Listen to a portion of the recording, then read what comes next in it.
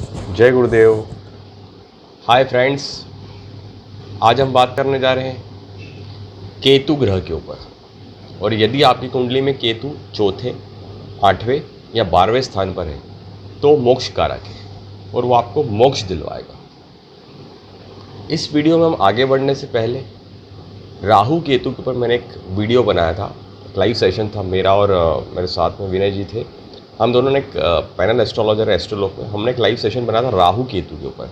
तो वो पूरे 12 भाव में राहु केतु को बताया गया था, तो उसकी मैंने लिंक इस वीडियो के डिस्क्रिप्शन में भेज रखी। यदि आप चाहें तो आप वो भी सुन सकते हैं, लेकिन उसमें ब्रीफ है। आज मैं बात कर रहा हूँ सिर्फ केतु यदि चौथे, आठवें या 12वें स्थान पर है तो मोक्ष कारक है। तो वो क्यों कहा है पहले तो इसको हम समझेंगे। तो ज्योतिष विज्ञान में ऐसा कहते हैं कि कुंडली का जो चौथा, आठवां और 12वां भाव है वो है मोक्ष कारक, और उसमें भी यदि केतु है तो मोक्ष स्थान पर केतु बैठा है। और केतु को क्यों लिया मैंने, तो इसको समझते हैं हम। ज्योतिष विज्ञान में कुल 9 ग्रह होते हैं और 9 ग्रह में से केतु को छोड़कर जो 8 ग्रह है वो कहीं ना कहीं एक डिज़ायर क्रिएट करते हैं, एक प्लेजर क्रिएट करते हैं। और केतु ऐसा ग्रह है क्योंकि केतु का कोई हेड नहीं है, सिर नहीं, और लाइफ में जितनी भी डिज़ायर होती है वो सब यहाँ से चलती है। और केतु का हेड नहीं है तो वो डिज़ायर लेस है। और जो डिज़ायर लेस होगा उसका अल्टीमेट गोल क्या रहेगा? टूवर्ड्स गॉड, भगवान को पाना या स्पिरिचुअल पाथ पे जाना या जीवन का सत्य जानना, तो वो केतु है। अब केतु को 4, 8, 12 में क्यों बताया? क्योंकि केतु मोक्ष कारक है और मोक्ष स्थान पर है। अब चौथा भाव भी क्यों मैंने लिया है इसमें, तो चौथा इसलिए लिया है क्योंकि 4th हाउस जो है हमारे हैप्पीनेस का है, हमारे कंफर्ट का है, हमारे पारिवारिक सुख या यूँ कहें सांसारिक सुख का है, और हमारे मकान, ज़मीन जायदाद, लग्जरी व्हीकल्स, 4 व्हीलर हो या 2 व्हीलर, तो ये सारे भाव चौथे भाव में सारी चीज़ें आती हैं। अब केतु यहाँ पर है तो क्या होता है, इसके जस्ट ऑपोजिट राहु रहता है ऑब्वियसली। तो होता क्या है, केतु राहु का जो एक्सिस है वो बहुत ही मतलब गज़ब है। क्योंकि लाइफ में यदि आपको जितना भी नेम, फेम, मनी चाहिए वो भी ये एक्सिस दे सकता है। और साथ में आपको यदि आपको स्पिरिचुअल पाथ पे भी सक्सेस पानी है तो आपको ये एक्सिस देगा। उसका रीज़न भी है क्योंकि राहु 10th हाउस में, और 10th हाउस हमारा नेम, फेम, रेपुटेशन, अथॉरिटी। तो राहु वहाँ पर रहता है तो हमको सारी चीज़ देता है। ये बहुत अच्छी पोजीशन है राहु की। बट केतु चौथे भाव में होने से क्या होता है, हमें लाइफ में सक्सेस तो मिल जाती है बट कहीं ना कहीं एक मन में अशांति रहती है। क्योंकि केतु का जो अल्टीमेट गोल है वो है आपको टूवर्ड्स स्पिरिचुअल पाथ पे ले जाना। और चौथे भाव में जो हैप्पीनेस है उसको केतु कहीं ना कहीं डिजेक्ट करता है। इवन यदि मैं एक लाइव एग्जांपल दूं केतु का चौथे भाव में, फॉर एग्जांपल आपने बहुत मेहनत करी, सक्सेस पा ली, आपने नेम, फेम सब कर लिया, आपके लग्जरी सारी मिल गई आपको। बट जिस दिन फॉर एग्जांपल आपको वो सक्सेस मिलेगी या उस सक्सेस में आपको मज़ा नहीं आएगा, आप कहीं ना कहीं एक कमी रहेगी। जैसे कि फॉर एग्जांपल आपने बहुत मेहनत करी, आपने घर के आगे BMW खड़ी कर दी, बट जिस दिन वो BMW आएगी उस दिन मन में वो अशांति रहेगी या वो भाव नहीं आएगा, वो खुशी नहीं रहेगी। क्योंकि केतु का अल्टीमेट गोल सांसारिक सुख नहीं है। चौथे भाव में केतु जब रहता है तो हमें इन चीज़ों में कमी करता है। तो हमारा पाथ फिर हम जाते हैं किधर की तरफ है? Towards spiritual path. एक बात और देखी मैंने, केतु चौथे भाव में होता है तो मोस्ट ऑफ द टाइम मैंने देखा बंदा खुद ही स्पिरिचुअल होता ही होता है। और इन केस मानो अगर 1% वो नहीं है फॉर एग्जाम्पल, तो आफ्टर द एज ऑफ 48 या 54 केतु उधर ले जाएगा। और खासकर यदि केतु की महादशा लग गई तो फिर तो कन्फर्म ले जाएगा। अब हम बात करेंगे कुंडली में केतु यदि 8th हाउस में है तो ऑब्वियसली राहु 2nd हाउस में होगा। तो Rahu 2nd house, Ketu 8th house, तो ये भी काफ़ी एक अच्छा एक्सिस है राहु केतु का। क्योंकि यहाँ पर भी राहु 2nd हाउस में आपको अगेन 2nd हाउस हमारी वेल्थ का स्थान होता है, तो आपको यहाँ पर वेल्थ मिलेगा, आपको आपके परिवार से जुड़ाव रहेगा। राहु 2nd हाउस में इज़ वेरी गुड फॉर आपका सांसारिक सुख, मतलब आपको पैसा बहुत दिलाएगा राहु 2nd हाउस में। बट अगेन यहाँ केतु एक ऐसी एनर्जी जो आपका अध्यात्म की तरफ खींच रही है। अगेन 8th हाउस केतु अध्यात्म के लिए अच्छा मानते हैं। क्यों? क्योंकि काल पुरुष की कुंडली के अनुसार सेकंड हाउस में राहु उच्च के होते हैं और 8th हाउस में केतु उच्च के होते हैं। उच्च के मीन्स काफ़ी कंफर्टेबल पोजीशन है केतु की यहाँ पर। और केतु को यहाँ पर इसलिए अच्छा मानते हैं क्योंकि अष्टम भाव जो होता है गड्ढे का स्थान है, आकस्मिक चीज़ें होती हैं। और केतु जिसका हेड नहीं है, मतलब ऑब्वियसली वो भी उसको समझ नहीं आ रहा क्या करना है। तो यहाँ पर मैं आपको दोनों प्लस और माइनस दोनों बताऊँगा केतु के। माइनस पहले बता देता हूँ ताकि प्लस सुनने में ज़्यादा मज़ा आएगा बाद में। तो यहाँ पर 2 से 3 माइनस है। पहला, आपके स्पाउस की फैमिली है, मतलब आपका ससुराल है, यदि लड़की है तो उसको अपने ससुराल पक्ष से सपोर्ट नहीं मिलेगा या यूँ कहीं वैल्यू नहीं होगी उसकी वहाँ पर।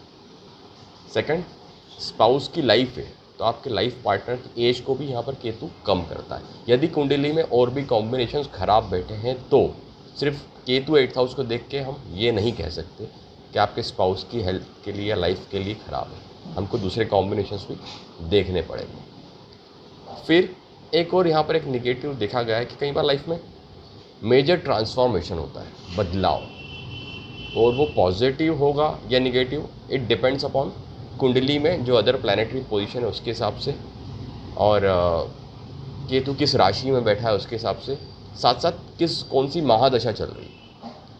तो एक चीज़ है कि यहाँ पर ट्रांसफॉर्मेशन तो होगा ही होगा, वो पॉजिटिव होगा या निगेटिव होगा, इट डिपेंड्स ऑन द कुंडली में अदर प्लानिटरी पोजीशन के ऊपर, बट ट्रांसफॉर्मेशन होता है यहाँ पर। और ट्रांसफॉर्मेशन होता है, मानो अगर हम बात कर रहे हैं कि अध्यात्म की तरफ ट्रांसफॉर्मेशन हो जाएगा तो काफ़ी अच्छा है। तभी तो केतु के रिजल्ट मिलेंगे मोक्ष कारक, क्योंकि अष्टम स्थान मोक्ष स्थान है और केतु अगेन मोक्ष कारक ग्रह है। तो आपको स्पिरिचुअल पाथ पे ले जाएगा। आपको एटलीस्ट ट्रांसफॉर्मेशन होने के बाद एक मेंटल पीस जरूर रहेगी, शांति मिलेगी मन में। 8th हाउस केतु है और उसके लिए आप क्या करना चाहिए, मेरे हिसाब से यहाँ पर बेस्ट है कि आप मेडिटेशन करें, ध्यान करें। कुंडलिनी जागरण का स्थान है यहाँ पर, अष्टम स्थान, तो आपकी कुंडली जागरण हो जाएगी, एक्टिवेट हो जाएगी यदि आप मेडिटेशन करते हैं। तो काफ़ी बेस्ट पोजीशन है आपके लिए कुंडली साधना के लिए। अब यहाँ पर एक और चीज़ है, 8th हाउस केतु को और भी इसलिए अच्छा मानते हैं क्योंकि आपको आकस्मिक चीज़ें लाइक इंश्योरेंस यहाँ पर आता है, तो आकस्मिक इंश्योरेंस से पैसा मिलना, पैतृक संपत्ति आती है तो आपको पैतृक संपत्ति मिलेगी यहाँ पर। फिर 8th हाउस है, हमको कहते हैं खजाना कहते हैं ना, लॉटरी, तो 8th हाउस केतु वालों को भी लॉटरी मैंने मिलते देखी है। आकस्मिक पैसा मिलता है अचानक, आपने कहीं कोई इन्वेस्ट कर रखा था कहीं पर और एकदम वो जैसे कहते हैं ना एफडी कैसी होती है मैच्योर, वैसा हो जाएगा, एफडी मैच्योर, इंश्योरेंस मिल जाएगा किसी चीज़ का, या आपको कहते हैं ना कि फलाना फलाना व्यक्ति ने आपके नाम प्रॉपर्टी रखी हुई है, बुआ ने मौसी ने आपके नाम कर दी जाते जाते, तो वो होता है 8th हाउस केतु वालों के साथ। आइदर केतु 8th हाउस में, इवन राहु भी हो तो भी होता है, बट अब यहाँ हम बात कर रहे हैं केतु की।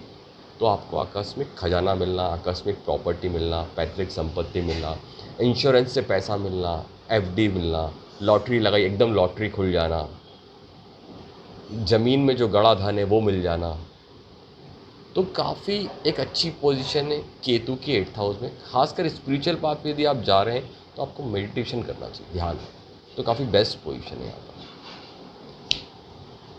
तो ये तो बात हो गई Rahu 2nd house, Ketu 8th house. अब हम बात कर रहे हैं लास्ट जो हमारा कॉम्बिनेशन है मोक्ष कारक का, वो है Ketu 12th house, Rahu 6th house. ये भी काफ़ी बेस्ट पोजीशन है दोनों चीज़ के लिए, सांसारिक सुख के लिए, साथ साथ आध्यात्मिक पाथ पे हमें सक्सेस मिले उसके लिए। क्योंकि Rahu 2nd house 6th house में है तो केतु 12th हाउस में। 6th हाउस मीन्स वॉट, शत्रु, ऋण, रोग, कंपटीशन। यहाँ पर राहु बैठा है तो आपको जीत मिलेगी, आपके ऊपर कोई कोर्ट केस लग गया आपको जीत मिल जाएगी, कोई कंपटीशन दे रहे हैं उसमें जीत मिलेगी, आपको कोई बीमारी आई उसकी आप बीमारी में आप मतलब ऊपर ओवरकम हो जाएंगे बीमारी से, आपके ऊपर कोई लीगल केस चल रहा है आप उसमें जीत जाएंगे। काफ़ी अच्छी पोजीशन है राहु की 6th हाउस। अब केतु की बात कर रहे हैं यदि हम, तो केतु 12th हाउस में क्यों अच्छा मानते हैं, क्योंकि 12th हाउस होता है हमारे खर्चे का स्थान, तो यहाँ पर केतु पहले आपके खर्चों को कम कर देगा। 12th हाउस है हॉस्पिटल, आपको हॉस्पिटल जाने से बचाएगा। 12th हाउस है हमारा जेल जाने से केतु यहाँ पर बचाएगा। केतु 12th हाउस में होता है तो मैंने देखा फॉरेन में जाना काफ़ी अच्छा रहता है, फ़ायदेमंद। आश्रम यदि आप जाते हैं तो आपको आश्रम में भी मानसिक शांति मिलती है। केतु 12th हाउस में आदमी को कई बार आइसोलेट कर देता है। तो आइसोलेट आदमी, यदि हम बात करें फॉरेन जाता है तब भी आदमी आइसोलेट हो जाता है, आश्रम जाता है तब भी आइसोलेट हो जाता है।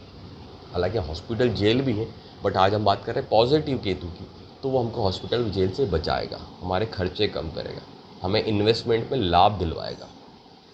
अब मोक्ष कारक स्थान क्यों कहा है? क्योंकि 12th हाउस हमारे, कहते हैं कि हमारे स्लीप का स्थान है, हमारा मतलब वहाँ से एग्जिट है। फर्स्ट हाउस से हम पैदा होते हैं, 12th हाउस से हम जाते हैं।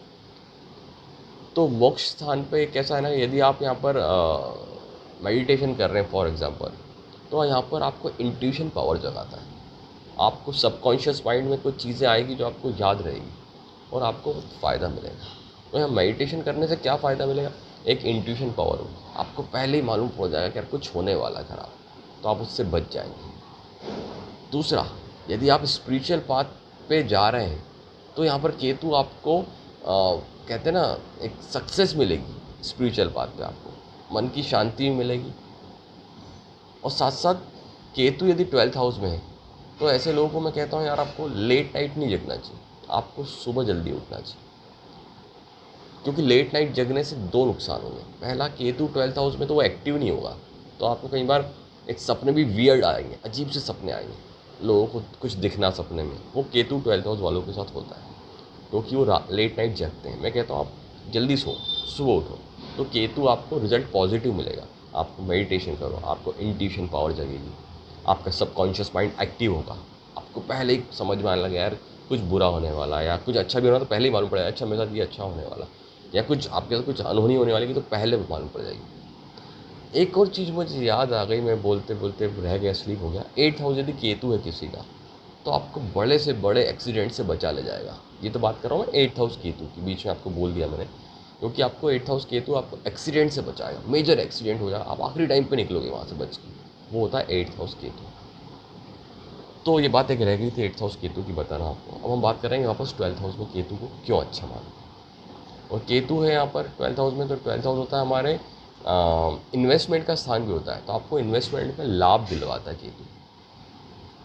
फिर यदि हम हमारा स्पिरिचुअल पाथ पे हैं, यदि हम चैंटिंग कर रहे हैं, हम पूजा पाठ कर रहे हैं, हम मेडिटेशन कर रहे हैं, तो केतु के आपको बेस्ट रिजल्ट मिलेंगे। तो फ्रेंड्स, आज हमने बात करी कुंडली में यदि केतु 4th 8th और 12th हाउस में हो तो क्यों अच्छा मानते हैं, और हमको उसको एक्टिवेट करना हो तो क्या करना चाहिए। और इसके बाद भी आपको यदि कुछ कन्फ्यूज़न है और समझना है तो जो मेरी लिंक है इस डिस्क्रिप्शन बॉक्स में, आप उसको देख लीजिए। उसमें मैंने पूरा 12 हाउस में राहु केतु के बारे में बताया है। साथ में मेरे पैनल एस्ट्रोलॉजर जो मेरे गुरु भाई विनय जी, वो भी थे, तो काफ़ी अच्छा सेशन रहा है, आप चाहें तो वो भी सुन सकते हैं। तो फ्रेंड्स, मैं आशा करता हूँ कि आपको मेरा आज का वीडियो पसंद आया होगा, और यदि आया है तो उसको लाइक करें, चैनल को सब्सक्राइब करें और बेल आइकन को याद से दबा दें, ताकि आपको मैं नेक्स्ट वीडियोज़ की जानकारी मिलती है। जय गुरुदेव।